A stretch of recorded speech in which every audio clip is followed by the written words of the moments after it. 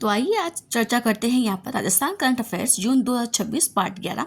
इससे पहले पार्ट 10 हो चुके हैं। टॉप 15 एमसीक्यू प्रश्न जो आपकी तैयारी के अंदर चार चांद लगाने वाले हैं और एग्ज़ाम के अंदर इससे बेहतरीन प्रश्नोत्तर की रिवाइज का आपको कहीं पर भी नहीं मिलेगा।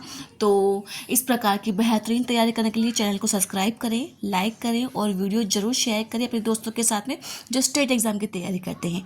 आइए चर्चा करते हैं इंपॉर्टेंट प्रश्नोत्तर की। आप सभी को पता है ये प्रश्नोत्तर कहाँ से लिए गए हैं? अंतर्राष्ट्रीय क्रोनोलॉजी के राजस्थान के प्रादेशिक भाग से लिए गए हैं। आइए देखते हैं आज के सीरीज का सबसे इंपॉर्टेंट प्रश्न। राजस्थान में नव नियुक्त कुल गुरु के कार्यकाल अवधि के संबंध में निम्न के कथन पर विचार कीजिए। नंबर 1 है कुल गुरु का कार्यकाल कार्यभार संभालने की तिथि से 3 वर्ष का होगा। नंबर 2 है कुल गुरु अधिकतम 70 वर्ष की आयु प्राप्त करने तक पद पर रह सकता है। सही कोड का चयन कीजिए। नंबर 1 है केवल 1, नंबर 2 है केवल 2, नंबर 3 है 1 व 2 दोनों, नंबर 4 है इनमें से कोई नहीं। तो इसका आंसर होगा नंबर 3, 1 व 2 दोनों ही कथन सही है कि कुल गुरु अपने कार्यभार संभालने से 3 वर्ष तक का उनका कार्यकाल होगा और अधिकतम 70 वर्ष की आयु तक अपने पद पर बने रह सकते हैं। दोनों ही कथन कुल गुरु के संबंध में बिल्कुल करेक्ट है। आइए देखते हैं अगला इंपॉर्टेंट प्रश्न। विश्वविद्यालय में नए कुलगुरु या कुलाधिपति, पहला था कुलाधिपति अब कुलगुरु हैं, की नियुक्ति के संबंध में निम्नलिखित कथनों पर विचार कीजिए। यह नियुक्ति राजस्थान के राज्यपाल और कुलाधिपति हरिभाऊ बागड़े के द्वारा की जाती है और इसकी नियुक्ति की जो आदेश है वो 13 मई 2026 को जारी कर दिए गए हैं। सही कोड का चयन कीजिए। केवल 1, नंबर 2 है केवल 2, नंबर 3 है 1 व 2 दोनों, नंबर 4 है इनमें से कोई नहीं। तो इसका आंसर होगा नंबर 3, 1 व 2 दोनों ही कथन सही हैं कि कुलगुरु की जो नियुक्ति है वह राजस्थान की जो राज्यपाल एवं कुलाधिपति हरिभाऊ बागड़े के द्वारा की गई है और 13 मई 2026 को इसके आदेश जारी कर दिए गए हैं। आइए देखते हैं अगला प्रश्न। महाराजा सूरजमल ब्रज विश्वविद्यालय भरतपुर के नए कुलगुरु के रूप में किसे नियुक्त किया गया है? नंबर 1 है प्रोफेसर कैलाश डागा, नंबर 2 है प्रोफेसर कल्याण सिंह, नंबर 3 है प्रोफेसर मदन सिंह राठौर, नंबर 4 है प्रोफेसर राम स्वरूप मीणा। तो इसका आंसर होगा नंबर 3। यहाँ पर महाराजा सूरजमल ब्रज विश्वविद्यालय भरतपुर के जो नए कुलगुरु हैं वह प्रोफेसर मदन सिंह राठौड़ को नियुक्त किया गया है। कितने वर्ष के लिए? अपने कार्यभार से 3 वर्ष तक और अधिकतम कितना है? 70 वर्ष की आयु तक पद पर बने रह सकते हैं। आइए देखते हैं अगला इंपॉर्टेंट प्रश्न। मोहनलाल सुखाड़िया विश्वविद्यालय उदयपुर का नया कुलगुरु किसे नियुक्त किया गया है? नंबर 1 है प्रोफेसर मदन सिंह राठौर, नंबर 2 है प्रोफेसर कैलाश डागा, नंबर 3 है प्रोफेसर कल्याण सिंह, नंबर 4 है प्रोफेसर रामस्वरूप मीणा। तो इसका आंसर होगा नंबर 2 प्रोफेसर कैलाश डागा को यहाँ पर मोहनलाल सुखाड़िया विश्वविद्यालय उदयपुर का नया कुलगुरु नियुक्त किया गया है। और कुलगुरु की जो आदेश जो नियुक्त के 2 आदेश है कब जारी किए जाते हैं? यहाँ पर 13 मई 2026 को यहाँ पर, ठीक है। और अधिकतम कितने वर्ष के लिए? 70 वर्ष के लिए और अपने कार्यभार से 3 वर्ष तक अपने पद पर बने रह सकते हैं। मुझे लगता है आपको इन 4 प्रश्नों को याद करने में कहीं कोई तकलीफ नहीं हुई है। 4 से 5 बार रिवाइज हो चुका है एग्जाम के अंदर, इससे बाहर एक भी प्रश्न नहीं जाएगा।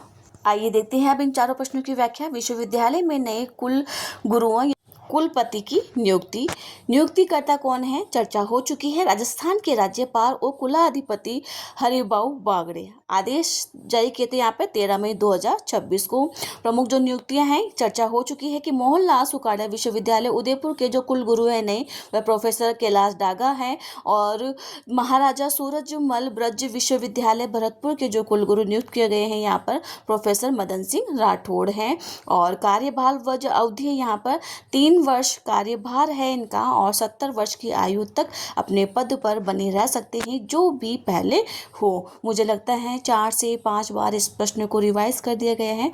आपको ये प्रश्नोत्तर याद हो गए होंगे तो कमेंट में ज़रूर लिखिए कि ये क्लास कैसी लगी और आपको याद हुए या नहीं हुए, ठीक है।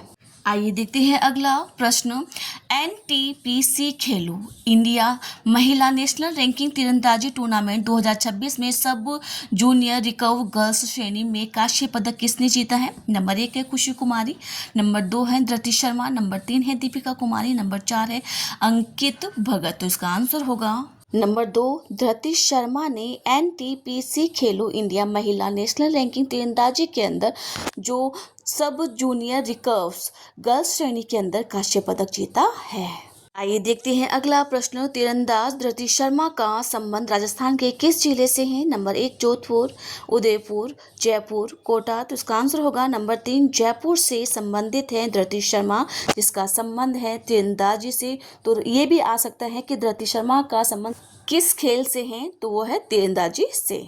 आइए देखते हैं अगला प्रश्न। धृति शर्मा ने किसे हराकर सब जूनियर रिकर्व श्रेणी के अंदर कांस्य पदक पर अपना कब्जा किया है? नंबर 1 है खुशी कुमारी, झारखंड। नंबर 2 है कोमोलिका बारी, झारखंड। नंबर 3 है अनुष्का शर्मा, दिल्ली। नंबर 4 है साक्षी चौधरी, उत्तर प्रदेश। तो इसका आंसर होगा नंबर 1, खुशी कुमारी झारखंड से संबंधित है। उसको हरा करके धृति शर्मा ने सब जूनियर रिकर्व गर्ल्स श्रेणी के अंदर कांस्य पदक पर हासिल किया है।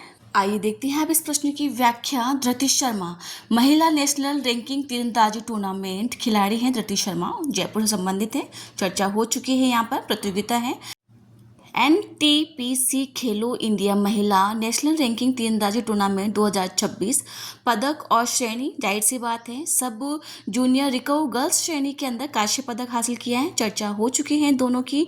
और विशेष जो तथ्य है यहाँ पर, शूट ऑफ में झारखंड की खुशी कुमारी को हरा करके जीत दर्ज की है। और आयोजन स्थल कहाँ पर है? यहाँ पर DDA Yamuna sports complex Delhi के अंदर इसका आयोजन हुआ था अप्रैल 2026 के अंदर। आइए देखते हैं अगला प्रश्न। यहाँ पर RIPL 2026 के संबंध में निम्नलिखित कथनों पर विचार कीजिए। नंबर 1 है यह एक वार्षिक T20 क्रिकेट प्रतियोगिता है जिसका आयोजन 2026 में किया गया है, मई 2026 के अंदर किया गया है। और इसका आयोजन Rajasthan business and professional group द्वारा किया गया था। और नंबर 3 है इस प्रतियोगिता में प्रवासी राजस्थानी उद्यमियों की कुल 10 टीमों ने भाग लिया है। सही कूट का चयन कीजिए।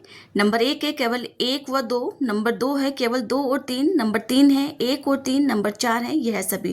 तो इसका आंसर होगा नंबर 2, 2 और 3 कथन ही सही है। पहला जो कथन है वह गलत है। क्यों गलत है इसकी व्याख्या करते हैं अभी अपन। क्योंकि यह एक वार्षिक T10 क्रिकेट प्रतियोगिता है, ना कि T20 कथन प्रतियोगिता है, इसीलिए कथन 2 और 3 ही सही है। आइए देखते हैं अगला प्रश्न। RIPL 2026 के समापन परिणाम के संदर्भ में एक सूची को दूसरी सूची से सम्मिलित करना है और दिए गए कूट का सही उपयोग करना है। जाहिर सी बात है, पुरस्कार हैं और विजेता का जो नाम है, कौन कौन से किसके नाम किया है। तो पुरुष वर्ग विजेता के अंदर किसके द्वारा किया गया है? महिला वर्ग विजेता के अंदर मैन ऑफ द सीरीज और वुमन ऑफ द सीरीज। तो विजेता का नाम है यहाँ पर Nari Shakti team, Tanveer, AJ super kings और पीयूष चतुर्वेदी। सही कूट का चयन कीजिए। हम इसका डायरेक्ट आंसर लिखेंगे यहाँ पर।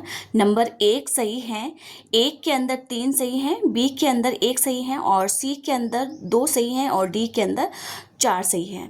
ठीक है, जैसे कि यहाँ पर है पुरुष वर्ग जो विजेता है यहाँ पर, तो वो रही है AJ सुपर किंग्स। और महिला वर्ग जो विजेता रही है वह रही है नारी Shakti team. Man of the series रहा है यहाँ पर तनवीर और वुमन ऑफ द सीरीज यहाँ पर हैं पीयूष चतुर्वेदी, ना कि पीयूष चतुर्वेदी, पीयूष चतुर्वेदी रही है यहाँ पर। आइए देखते हैं अगला प्रश्न। RIPL 2026 प्रतियोगिता के संबंध में निम्नलिखित कथनों पर सत्य कथन का चयन करना है यहाँ पर। नंबर 1 है इस प्रतियोगिता का आयोजन रॉयल स्पोर्ट्स क्लब संयुक्त अरब अमीरात UAE में किया गया है। नंबर 2 है पुरुष वर्ग में उपविजेता पिंक लाइन ग्रुप रहा है, जबकि महिला वर्ग के अंदर उपविजेता AJ क्वींस टीम रहा है। तो सही कूट का चयन करना है।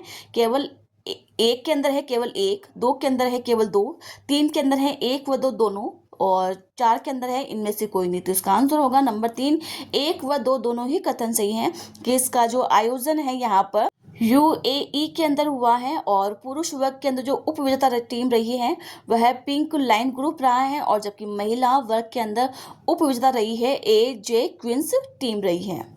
आइए अब इन प्रश्नों की व्याख्या करते हैं। RIPL 2026 प्रतियोगिता वार्षिक T10 क्रिकेट प्रतियोगिता है। यहाँ पर RIPL 2026 तिथि है मई 2026 को इसका आयोजन हुआ है यहाँ पर।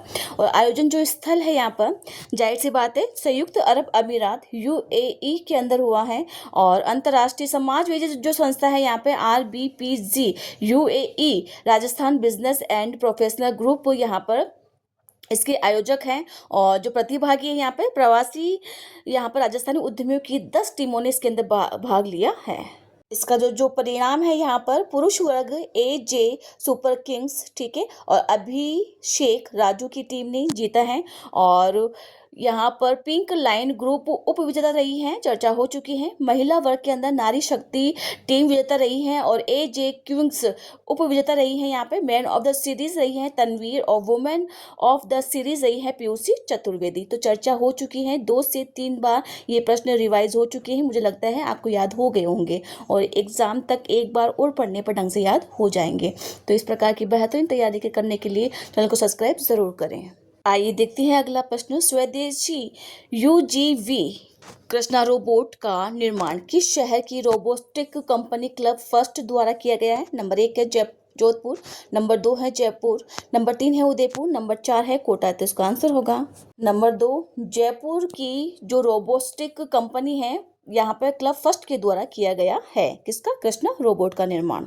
आइए देखते हैं अगला प्रश्न। जयपुर की कंपनी क्लब फर्स्ट द्वारा निर्मित कृष्णा रोबोट के नामकरण के संबंध में कौन सा कथन सत्य है? नंबर 1 है इसका नाम भगवान कृष्ण के नाम पर रखा गया है, नंबर 2 है इसका नामकरण कारण नहीं है करण है यहाँ पर भारतीय रक्षा मंत्री के नाम पर रखा गया है, नंबर 3 है फाउंडर भुवनेश्वर मिश्रा ने अपनी माता के सम्मान में इसका नाम कृष्णा रखा है, नंबर 4 है इसका नाम एक प्रसिद्ध भारतीय नदी के नाम पर रखा गया है। तो इसका आंसर होगा नंबर 3 फाउंडर भुवनेश्वर मिश्रा ने अपनी माता के सम्मान में इसका नाम कृष्णा रोबोट रखा है।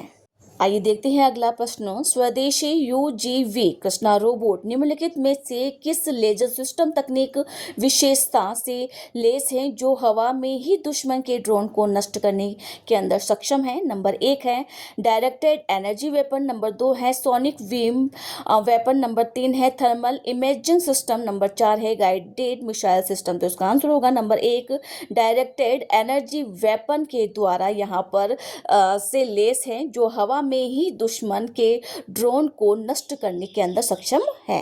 कौन? कृष्णा रोबोट। आइए देखते हैं अगला प्रश्न। कृष्णा फर्स्ट के फाउंडर भुवनेश्वर मिश्रा द्वारा अपनी बेटी को समर्पित करके विकसित किए गए अन्य सुरक्षा रोबोट का नाम बताइए। यहाँ पर देखिए बेटी को समर्पित किए गए अन्य सुरक्षा रोबोट, ठीक है। कृष्णा रोबोट अपने माँ को समर्पित हैं, जबकि यहाँ पर अपनी बेटी को समर्पित अन्य रोबोट उसका नाम क्या है? नंबर 1 है वीर योद्धा, नंबर 2 है भूवि रक्षा, नंबर 3 है मातृशक्ति, नंबर 4 है रक्षा कवच। तो इसका आंसर होगा नंबर 2 भूवि रक्षा रखा गया है। आइए देखते हैं अब इन प्रश्नों की व्याख्या। स्वदेशी UGV कृष्णा रोबोट निर्माता है जयपुर की robotic company club first, founder है भुवनेश शर्मा और नामकरण है फाउंडर का द्वारा अपनी माता के सम्मान में इसका नाम कृष्णा रोबोट रखा गया है। और तकनीकी जो विशेषता है यह directed energy weapon laser system से लेस है जो हवा में ही दुश्मन के ड्रोन को नष्ट करने के अंदर सक्षम होता है। एक अन्य नवाचार है भुवनेश मिश्रा ने अपनी बेटी को समर्पित भूवि रक्षा नाम का एक और सुरक्षा रोबोट भी विकसित किया गया है।